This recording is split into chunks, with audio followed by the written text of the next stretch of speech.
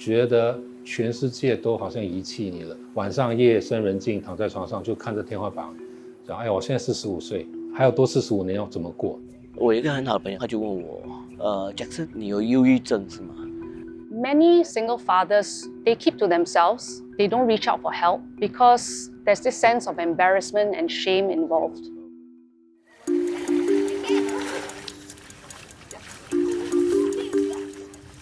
南洋理工大学一项研究指出，单亲爸爸约占本地单亲家庭总数的1/5，同样得独自面对养家和育儿的压力，可男性或许更不愿意轻易表露内心的情感，导致单亲爸爸这个群体的诉求和挣扎往往被社会所忽视。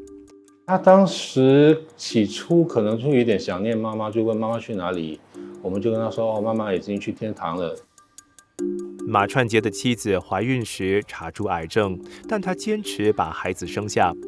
5年前，妻子病逝，当时孩子只有3岁。从那天起，马串杰便开始了单亲爸爸的旅程。我太太刚去世的时候，确实是比较难，就是适应，好像你另一半已经突然间消失，然后疫情又刚开始，所以当时非常难过，是因为不能出国，然后很多地方也不能出去嘛，所以大家都待在家里，非常就是有压抑，觉得全世界都好像遗弃你了，然后你觉得哎呀，你干嘛还在这里？这样晚上夜深人静，躺在床上就看着天花板，想：哎呀，我现在45岁，还有多45年要怎么过？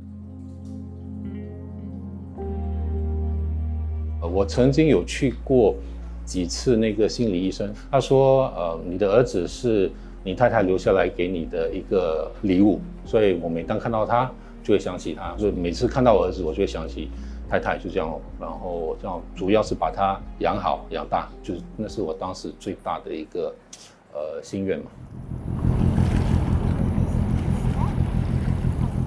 47岁的翁胜雄周末经常带女儿到西海岸公园骑车看海，这是他们最常去的地方。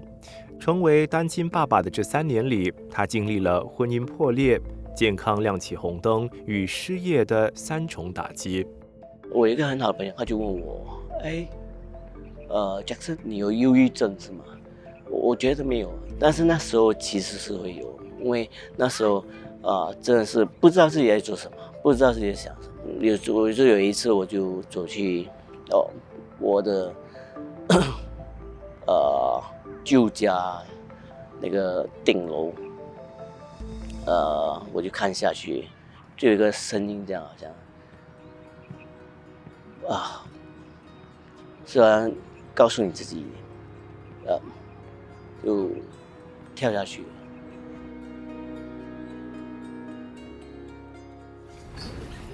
是因为我女儿还很小，如果我跳下去，她怎么办？谁来照顾她？我爸爸跳楼，我觉得那个影响会很深，所以我没有这么做。情绪几经崩溃时，翁胜雄主动向协助单亲家庭的机构 SPIN 求助。梁运贤是负责帮助他的社工。In our culture, right, men are expected to be strong, not show their weakness.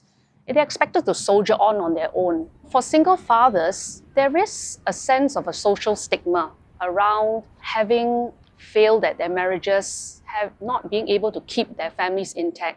So as a result, many single fathers, they keep to themselves. They don't reach out for help because there's this sense of embarrassment and shame involved. 翁胜雄的女儿今年10岁，正要进入青春期，此刻考验她的是另一个新的育儿难题。其实去年开始，他差不多 P3 还是 before， 我已经慢慢有告诉他把那个 period 请我的女性朋友来跟他告诉他那 period 会发生什么事，那你要怎样做，你要去怎样穿。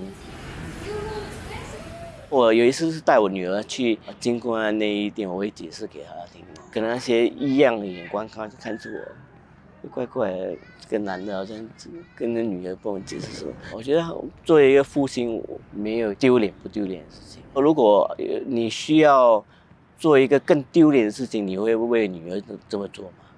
我觉得我自己的话，我会。尽管有岳母和女佣帮忙照看儿子，但马串杰也渴望有一个情感上的依靠。明年即将迈入50岁，他坦言，年纪越大，朋友圈越小。单亲爸爸要在遇到合适的对象重组家庭，并不容易。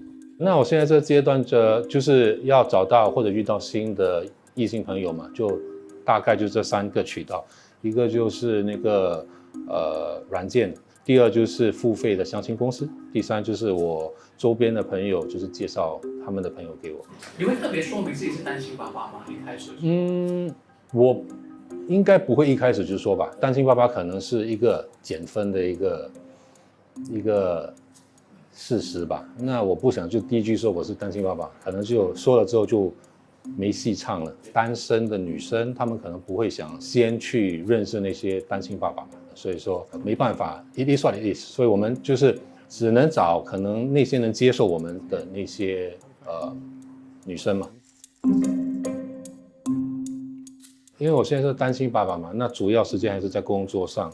工作下班回来之后，就是吃饭、陪儿子的时间，还有带他去补习课、去游泳、去画画，就是剩下的时间不是太多，所以这也是我现在比较大的一个问题，比较难找对异性朋友。72岁的张年珍是马串杰的岳母。9年前，她在女儿成家时从中国成都搬来新加坡定居。女儿离世后，她一直在家照顾外孙。对于女婿是否再婚或寻找另一半，她给出了这样的看法：我真的是很想早一点找到女朋友，真的是，因为我觉得还需要人关心。你想，一个男人那么大，对不对？自己儿子那么小，对不对嘛？然后，如果是心里不开心，给谁讲？给我讲起不了作用。那给孩子讲，孩子又不懂，是很压力真的很大，心理压力比什么压力都大。我真的很希望他快一点找一个他的另一半，真的是这样的，这是我的内心话。有时候有好的消息想跟一个人分享，就是那个人不在。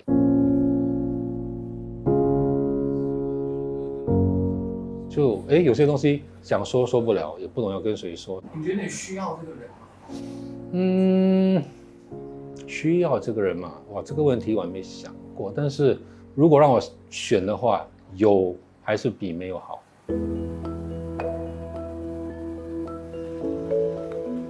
有时候在人生最低谷、最低潮的时候，因为有些东西你真的不可以跟家人或者好朋友说，你觉得可能丢脸的话，或者你觉得说不出口都有，所以可能有一个热线，一个陌生人在那边愿意聆听你的问题，其实可以帮到很大的帮助嘛。我觉得单亲父母都是一样，尤其是单亲爸爸，第一点是不要放弃你自己，不要放弃希望。其实还是会有很多人会帮助你。